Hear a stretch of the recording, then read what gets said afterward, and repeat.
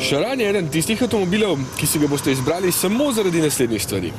Obilice prostora, udobja, praktičnosti, uporabnosti, dobre opremljenosti, solidne voznosti, estetske dovršenosti, ugleda, moderne tehnologije. Ok, dosti. Ja, očitno je, Charanu so Volkswagenovci spet dokazali, kako zelo dobro obvladajo svoj posel. Nova generacija je kljub svojim zajetnim dimenzijam in oglatosti prijazna in privlačna, čeprav ji zadržanosti ne manjka.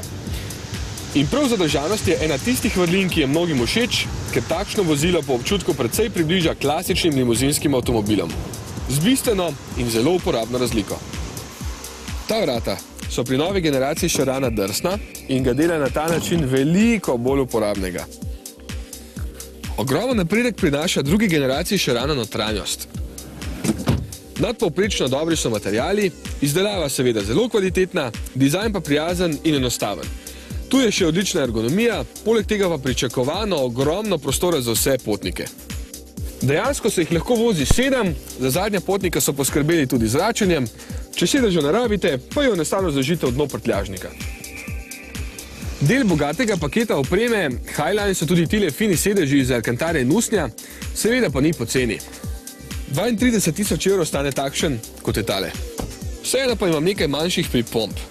Samodejna ročna oziroma pomožna zavora je preveč komplicirana in bi se Volkswagen lahko kaj naučil pri Renaultu. Klimatska naprava je preveč nepregledna, glede na velikost in uporabnost Charana pa bi vseeno pričakoval tudi malo večje predale.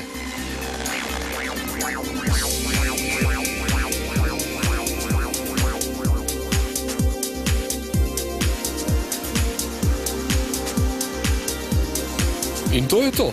Spet lahko pohvalim dvolitrski dizelski motor s 103 kW moči, ki je prijetno tih, dovolj zmogljiv in predvsem varčen. Če sem bil priden, je porabil celo manj kot 6 litrov na 100 km, sicer kakšnih 7, kar pomeni, da porabi samo liter goriva na potnika na 100 km, če se vas pelje 7.